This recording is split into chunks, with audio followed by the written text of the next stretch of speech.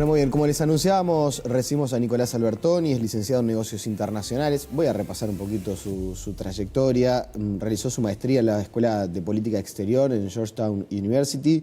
Actualmente hace un doctorado en la Universidad de California del Sur. Es licenciado en Negocios Internacionales, como le decíamos, y además es columnista de varios medios de nuestro país e internacionales, El País de Madrid, CNN en Español, Diario El Observador aquí en Uruguay. Gracias por venir, aprovechando estos días aquí en nuestro país. Buen día, Nicolás. Un gusto estar acá. ¿Cómo lo recibe Uruguay? Esto de cuando uno está en el exterior y viene por pocos días es raro. Sí, bueno, también está a visitar la familia, pero muchas cosas, muchos cambios. Uno ve el país hablando con mucha gente. Bueno, también a veces es un termómetro económico de ver cómo está la sensación, la expectativa. Y bueno, vemos, la verdad, un país que está atravesando una situación difícil en cuanto a expectativa, ¿no? Es decir, uno habla con gente y uno ve que la cosa está un poco complicada, está caro el país también. Ese tema de la expectativa es un asunto que me consta que a nivel político, en particular en el equipo económico, preocupa y mucho. Sí. ¿Por qué si los indicadores macroeconómicos dan bien, crecimos el triple de lo que había proyectado el gobierno el año pasado, la inflación está a su nivel más bajo de los últimos años, las perspectivas hacia el futuro son alentadoras o por lo menos de seguir una línea de crecimiento?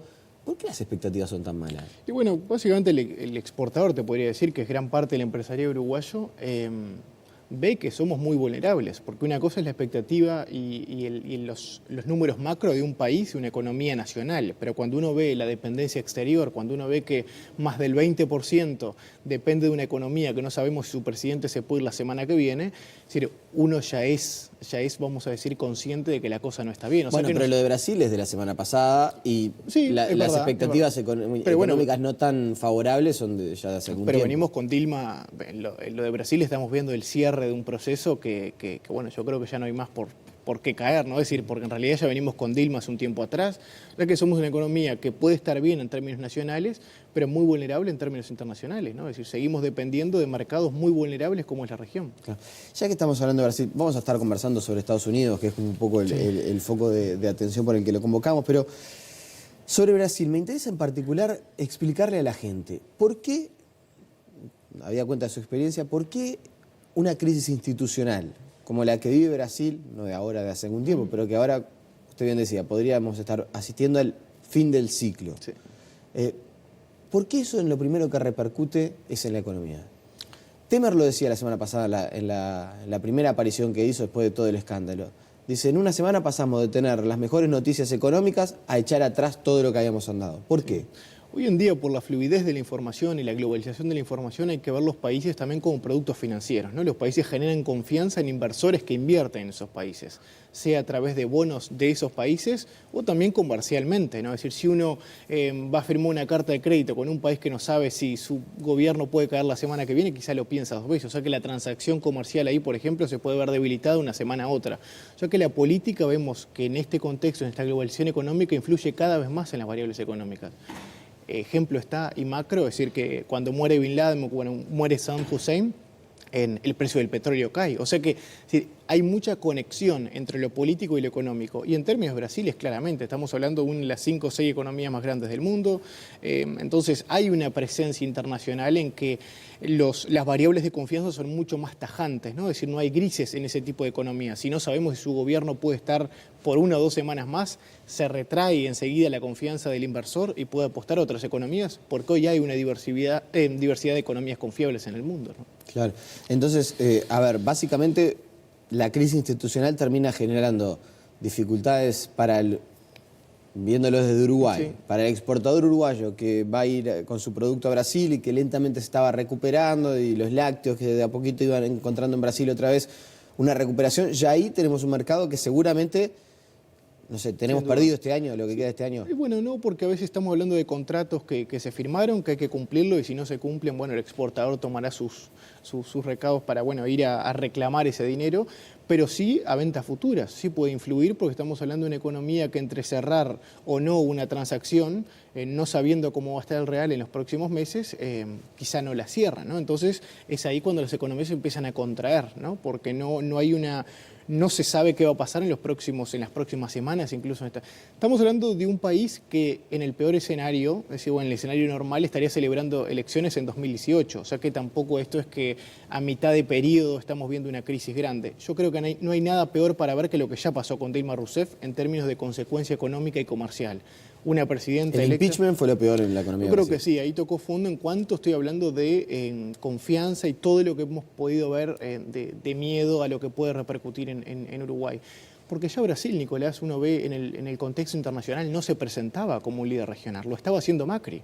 Macri salía a China, Macri salió a hablar con Estados Unidos, porque Macri sabía que Brasil no podía mostrar confianza al resto del mundo por lo que había pasado. Uno lo puede después analizar en términos políticos, de que también, que también, pero seguro en términos económicos es difícil hablarle al mundo cuando la situación política está tan complicada. Y Macri ya había tomado ese liderazgo, o sea que yo no creo que por este efecto Temer pueda haber grandes cambios en lo que ya estamos viendo. Bien, y la perspectiva para los exportadores uruguayos brevemente hacia Brasil, complicadas. Sí, lo que está cerrado seguramente está cerrado y se puede enviar, pero yo creo que a venta futura hay que ser más cuidadoso. Pero también genera una reflexión macro de la política comercial, de cuánto vamos a seguir dependiendo de estos mercados a veces. Ya vamos a profundizar sobre eso, porque no quiero dejar de hablar de Argentina, que parecía que después del gobierno de los Kirchner todo el mundo especulaba, bueno, Argentina prende motores y va a arrancar.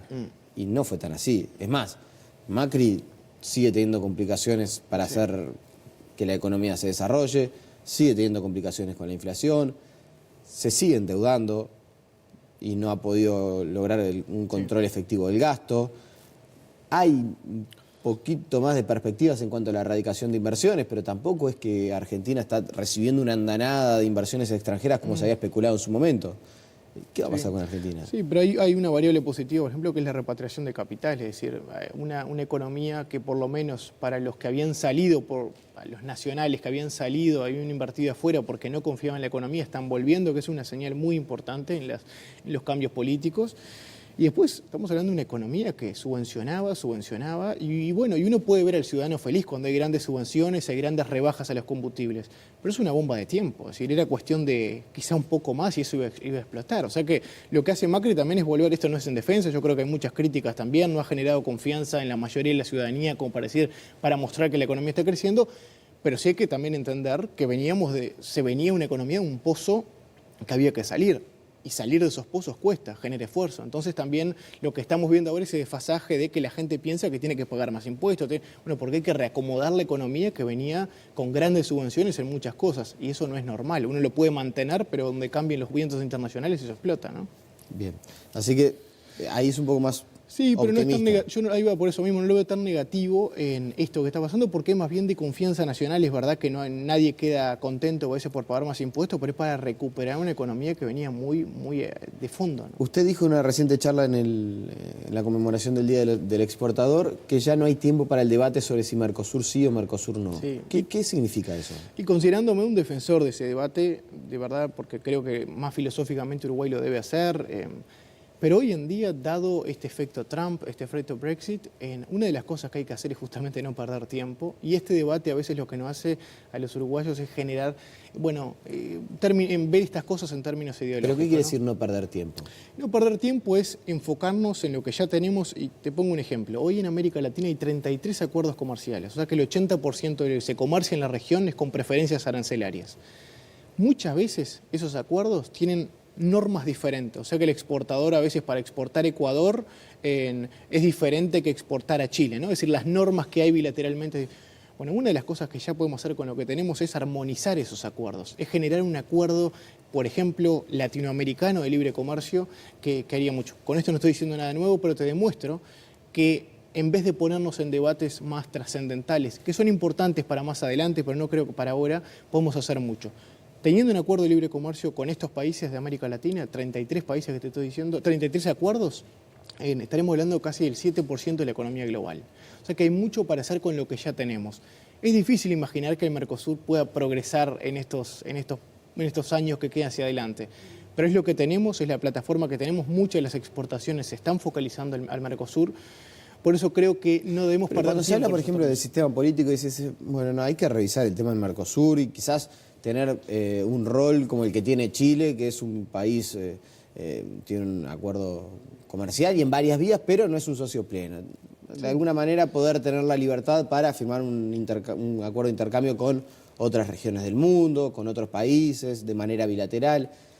para eso tampoco hay tiempo, o sea, es un debate que ya no tiene sentido. Bueno, no que no tiene sentido, que al menos en estos tiempos que estamos viviendo, donde se están reacomodando mucho el sistema internacional, donde en términos comerciales hay poco margen para el debate y hay que tener mucha acción ya, es en la que creo que no podemos poner. Y además que el sistema político hoy, es decir, no hay espacio político para debatir estas cosas. Si uno lo pone en el Parlamento este tipo de debates, es un debate al final del día de derechas y izquierdas, cuando en realidad el debate es mucho más profundo, es decir, es cuál es nuestra inserción comercial. Entonces, viendo cómo están dadas las condiciones nacionales, pero también internacionales, yo creo que tenemos que pensar un poquito más arriba y decir, bueno, dado que tenemos esto, y después pensar en medidas disruptivas de integración, ¿no? Decir, bueno, ¿por qué yo lo presentaba bien de exportadores, pero si mañana nos invita a negociar un acuerdo China, podemos ir al Mercosur? Le decimos que China nos ha invitado a negociar un acuerdo y los países restantes del bloque tendrían 6 meses para decirnos si se quieren sumar o no a la negociación. Si en esos 6 meses nos dicen que no se quieren sumar, Uruguay podría continuar la negociación bilateralmente, la firma, pero si en el futuro el resto de los países del bloque concluyen esa negociación, Uruguay se compromete a acoplarse al acuerdo ya firmado como bloque, incluso... Bueno, eso que usted está planteando es muy lindo desde la teoría, pero no funciona así la política internacional. Uruguay va a ir al Mercosur y va a decir, miren que yo voy a negociar con China, y Brasil y Argentina va a decir, Bueno, no, pero hay acuerdos... Bueno, pero peor es justamente... Que de hecho fue lo que hicieron, ¿no? Primero le dijeron que sí, bueno, que no tengo problema, y después terminaron diciéndole... Bueno, pero eso es lo que te digo, es decir, hay que justamente sumar una ala al debate y no ponernos en cosas Mercosur sí, no es demasiado pretencioso poner nosotros las condiciones para con el Mercosur, como si fuéramos los únicos dueños de... Bueno, lo que yo digo es que hay que institucionar la flexibilidad, es decir, no podemos seguir pidiendo flexibilidad, pero al mismo tiempo sigue siendo una integración profunda, porque seguimos queriendo ser una unidad aduanera. Fíjate que los 600 acuerdos son inscritos en la OMC, en la Organización Mundial de Comercio, 10 son integraciones profundas como las nuestras, el 90% son zonas de libre comercio. ¿Qué nos quiere decir? Que el mundo está hablando otro idioma comercial. Yo sería el primero que diría, bueno, de hecho escribí un libro sobre eso, es decir, de avanzar hacia un modelo chileno de bilateralidad, pero uno ve los debates a veces políticos en estos términos y bueno, terminaría siendo muy básico el debate de derechas e izquierdas, de neoliberalismo, no neoliberalismo. Entonces, dadas esas condiciones, yo creo que hay que plantear una cosa más y no veo mal plantear en esta postura, de hecho, una decisión 3200 que dice parte de lo que estoy diciendo, ¿no? Es decir, que dice que un país tiene que ir a pedir permiso para negociar otro acuerdo comercial y al resto le puede decir que no, pero ahí se corta, ¿no? Es decir, el proceso. Yo lo que digo, vayamos un escalón más.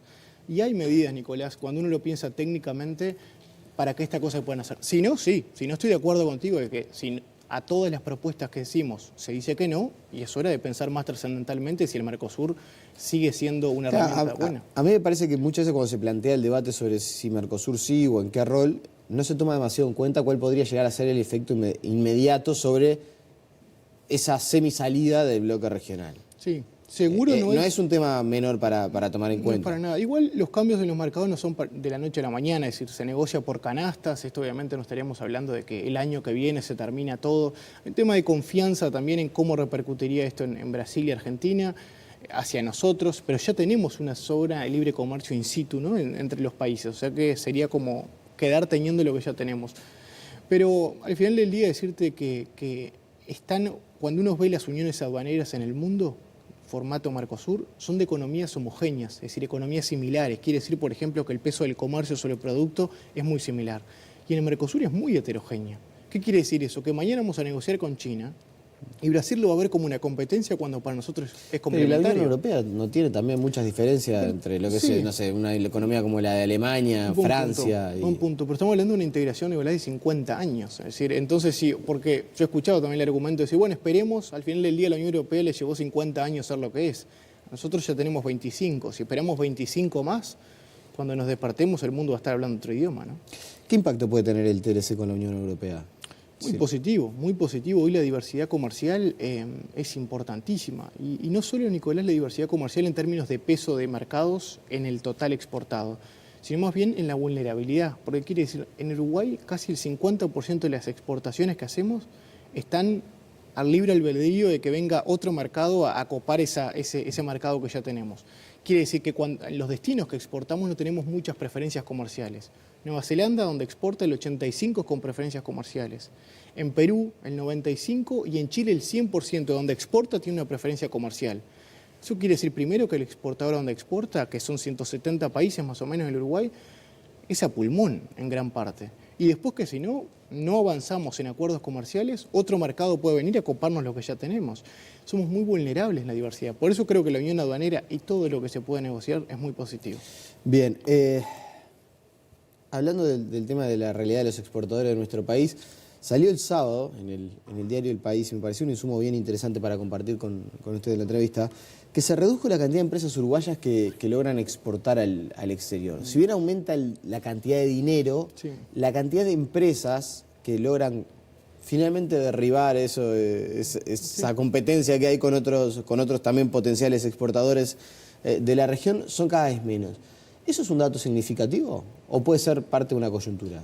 No, es un dato significativo y se basa en los costos internos que tiene el exportador local. Y esto, yo no vengo del sector exportador, estoy hablando de los datos que uno ve y realmente hoy ser exportador en Uruguay es de una inmensa valentía empresarial, es decir, porque estamos hablando que los costos internos, no solo costos inflacionarios, vamos a decir, pero también, bueno, combustibles, energía. Si usted habla de costos relativos potenciales. Sí, eso yo creo que es los altos focos domésticos que tiene que poner en el debate el exportador, ¿no? Es decir, pero esto es un tema más nacional, es decir, tiene que enfocarse tanto en temas domésticos, de economía doméstica, que eso va en detrimento de enfocarse en temas estratégicos. Hoy el mundo del comercio está hablando de cuánto va a influir la robótica en las exportaciones.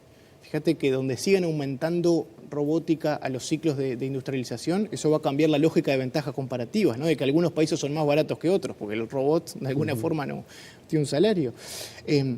En 2050, un informe de la UNTA que saca ahora, en 2050 136 puertos en el mundo pueden terminar inundados por el calentamiento global. Eso va a implicar una inversión para que eso no pase y va a tener un impacto logístico. Entonces, lo que algunos en el mundo están hablando del futuro, de las exportaciones futuras, de lo que va a pasar en el mercado futuro, y nosotros estamos atados en debate presente. Eso es un costo relativo potencial porque de alguna forma es un arma de doble filo. Y no tenemos la posibilidad de planificar. Eso, porque estamos muy enfocados, con razón, porque al final del día las empresas tienen que ser rentables y tienen que pagar a sus empleados. Está enfocado un ser que es local, ¿no? Porque global más local, demasiado en lo local y no en lo global.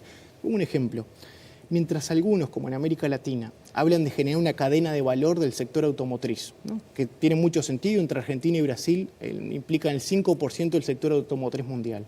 O sea que toda América Latina está tratando de generar una cadena de valor del sector automotriz tradicional. En Asia están generando una cadena de valor, pero para autos que no necesitan conductor. Entonces, ¿qué quiere decir esto? Cuando en América Latina lleguemos a la meta, cansados pero contentos de que logramos el objetivo, seguramente va a ser obsoleto. Entonces, ese es el debate estratégico que nos estamos teniendo desde un punto de vista comercial. Ya sobre el final, pues no quiero dejar de hablar, aprovechando la experiencia que usted vive en los Estados Unidos. Donald Trump asumió y provocó un descalabro a nivel internacional. La incógnita y la interrogante sobre qué iba a pasar con el comercio mundial era lo que gobernaba. Le pegó una patada al TPP. Sí. Estuvimos años hablando de lo bueno que sería sumarnos al TPP. Vino Donald Trump, lo borró de un plumazo y dijo: yo voy a negociar bilateralmente. Conmigo no cuenten para ese tipo de iniciativas. ¿Qué tenemos que esperar? Sí, bueno, como tú dijiste, de hecho se cumplieron 100 días el 27 de abril y parece que ya son más de 100 días, ¿no? Parece que fueran varios días más. Y primero, en términos comerciales, yo creo que si bien hay grandes amenazas macro, ¿no? Es decir, si sigue teniendo esa lógica de aislacionismo, puede impactar en el dólar, en muchas cosas. Pero voy a decir una cosa bien concreta sobre Uruguay, por ejemplo. Una de las cosas que se está empezando a hablar en Estados Unidos comercialmente es sobre esta búsqueda de acuerdos comerciales, pero de afectación nula, se les llama, ¿no? Es decir, que no impacten en el mercado laboral norteamericano, o sea, que tengan afectación casi nula, tampoco comercialmente de forma grande, pero sí muestran a Estados Unidos con un aliado comercial en otros países del mundo. Desde el Departamento de Comercio, uno de los miedos del discurso de Trump es justamente que siga hablando como quiere hablar, pero nos puede aislar comercialmente. Eso es lo que se piensa de Estados Unidos. Entonces, para países como Uruguay, esa lógica que él quiere de búsqueda de socios comerciales, pero que no impacte tanto en su economía, Uruguay podría ser una oportunidad, para Uruguay podría ser una oportunidad fantástica. Eso sí te digo. Va a ser una presidencia, creo, en la que habrá que ir a tocar la puerta, ¿no? Es decir, Trump, el foco es doméstico, está empezando recién su viaje ahora, su primer viaje internacional, después de 100 días. Obama ya en sus primeros 100 días había ya viajado a 9 destinos. O sea que muestra el foco doméstico que va a tener, o sea que si queremos tener algún rédito de estas herramientas que él quiere usar, hay que ir a tocar la puerta. ¿Y que haya recibido a Macri es una señal? Una señal inmensa. Macri está jugando esa carta de líder regional porque él sabe, de líder al menos del Cono Sur, ¿no? Es decir, bueno, después está México que tiene otras lógicas con Estados Unidos, pero del Cono Sur sin duda Macri está jugando esa carta. Pero Macri está hablando mucho para él, ¿no? Es decir, no está hablando en nombre de Mercosur ni en nombre del Cono Sur, está hablando mucho para él y el centro comercial de esa conversación fue los limones y las trabas que tenía para entrar a los Estados Unidos. ¿Sería buena cosa entonces, por ejemplo, que, no sé, que la Cancillería uruguaya fuera a tocar la puerta de Trump para ver si eventualmente, por ejemplo, existe la posibilidad de un acuerdo, de profundizar el TIFA, para no llamarle TLC? Sí, sin duda, profundizar el TIFA, en seguir avanzando en mecanismos de los ya existentes para avanzar. Porque si bien hay muchas amenazas, también si se las busca y si se es proactivo comercialmente, hay inmensas oportunidades. Nicolás Albertoni, agradecemos su presencia esta mañana aquí en la entrevista Nicolás. De Teledía Primera Hora. Y bueno, cuando ande por Montevideo lo recibiremos de nuevo. Con mucho gusto. Vamos a estar conversando sobre esos temas. La pausa y seguimos con más noticias.